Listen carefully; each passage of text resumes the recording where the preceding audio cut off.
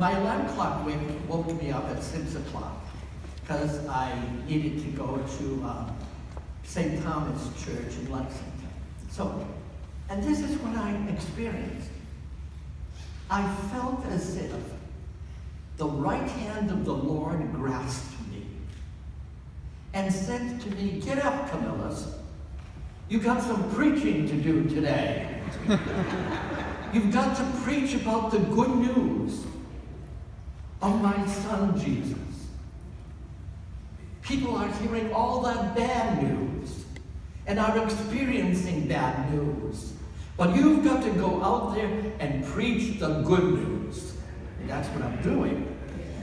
I never felt that way. This was kind of my first experience of kind of the Lord grasping me by the right hand and saying, "Get going." And I feel very much enthused by God's word. I hope you will also. Now, today's word of God, in view of the feast that we're celebrating, is about baptism. And so my main point has to do with baptism. Now, how many of you were baptized as adults? If you'd raise your hand. Adults. One. Minority, okay. And the majority most probably as infants, right? And I was too. I believe as a result of that, that's one of the contributing factors, we don't understand and don't appreciate our baptism. But we need to look, first of all, at the baptism of Jesus. Because the baptism of Jesus enables us to realize our own baptism, what it's all about. He's the exemplar. And you see, by reason of the incarnation, that means once God decided in Jesus Christ to become human, he took on our humanity. And in turn, he shares with us his divinity by reason of the incarnation. No kind of good works on our part at all. Just by faith and baptism, we share those gifts. And so, this baptism of Jesus is most important. So, what happened at the baptism of Jesus? Now, we find two things, at least I want to specify two things. One has to do with his identity. Who was he? There was an epiphany that took place in our gospel selection. Epiphany means a manifestation, a revelation of the Trinity of persons of God, the Father, Son, and the Holy Spirit. And in that epiphany, the Father said that this was his Son, Jesus. He claimed him as belonging to him, his Son, his beloved. And this Son of his, that's his identity, he had a mission. And that's the second thing to notice, the mission. His mission, as expressed by the readings today, are several. One is to be a light for the nations, to open eyes of the blind, to bring out prisoners from captivity, for those who live in darkness. And Titus, that reading from Titus told us that we share in that we too have that mission. Now I'd like to speak about then, from that point of view, about our baptism. I need two persons, one male, one female, to come forth, please. And I need my assistant here to hold this.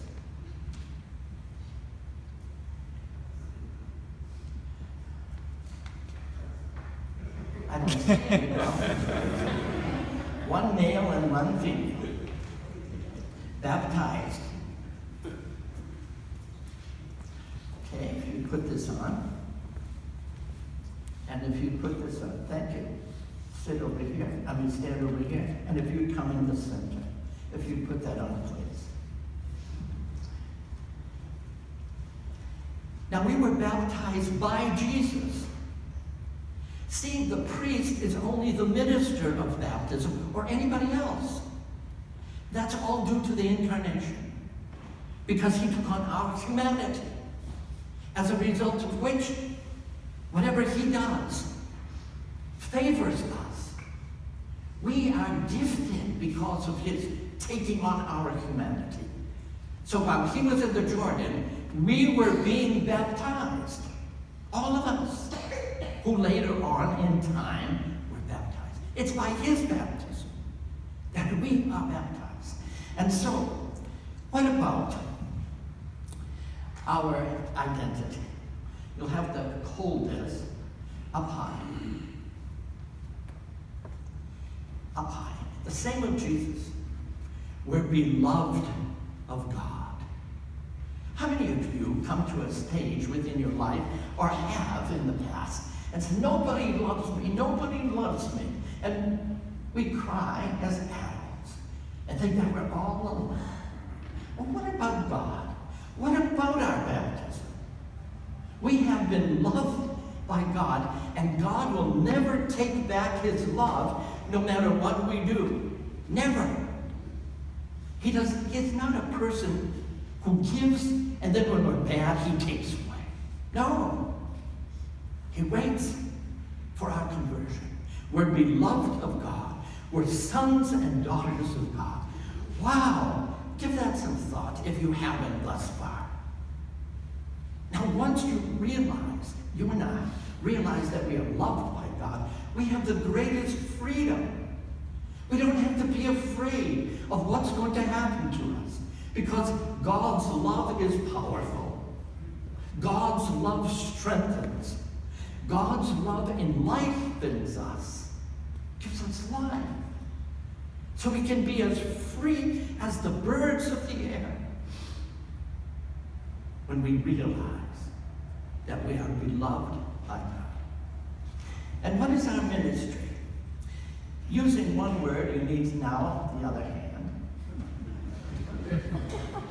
Okay, that's why you have two hands.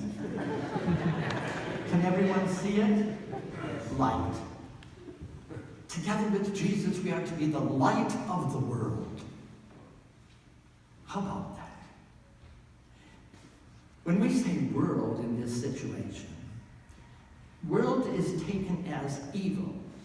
To be the light of the world is to be the light of all evil in the world. In other words, there is no darkness that can captivate us, imprison us, as if there's no out of it. Because of Jesus, the light of the world. He shares that with us, his light. It's not just nice words, but it's a reality that we experience. Have you ever experienced it? I'm saying, because you were baptized, you are a child of the light. And that your mission is to take light to all things. For example, think about today.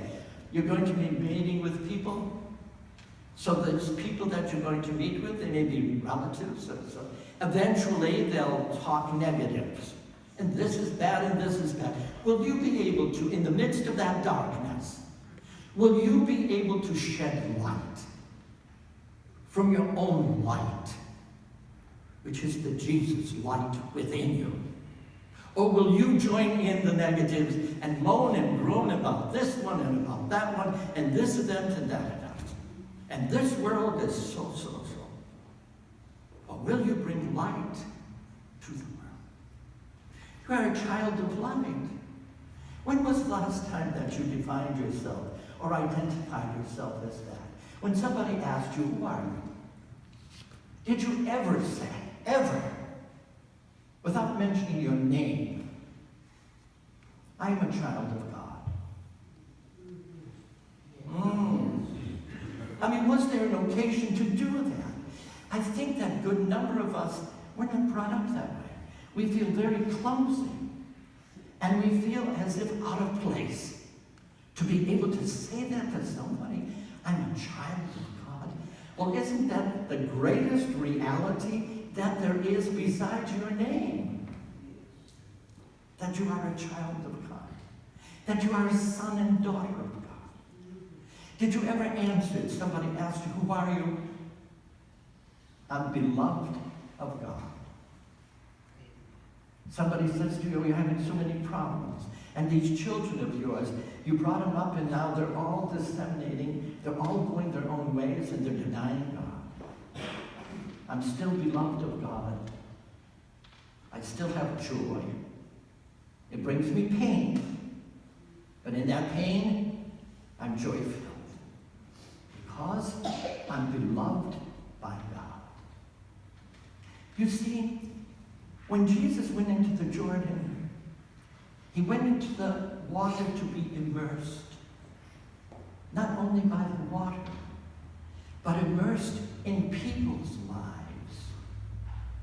He was immersed in the love of the Father, who claimed him as his son. When I say immersed, the way of baptism at the time was dunking, going beneath the waters and coming out a new person, a new creature, so to speak. Pope Francis pointed that out in his Angelus message today. Jesus was not only immersed in water, but he was immersed in people's lives. He entered the Jordan, not that he had to, because he had no sin. His baptism had to be completed, the baptism of water, right? As he mentioned, I have another baptism. And it's a cup of suffering and of death. A cup of blood and water. He had to get onto the cross. That was his fulfilled baptism on the cross. It's ours too. It's something to look forward to. Because by the cross and his pain and his suffering and his death and his dying and his resurrecting, we are cleansed. We are purified. We are made right with God. And we can claim the victory of justice, of righteousness, that God makes all things right. Wow. Even I'm surprised at myself. But that is the truth. That's no fairy tale. Look at who we are. That's what today's liturgy is about. We, the baptized. With that, if you mull this over, talk this over with somebody else, adults preferably. If you mull this over, pray over this, your baptism will become meaningful to you. And you will contribute to the world at large, which is waiting for you, for that light, for that contribution. Amen? Amen. How about giving a big hand for those?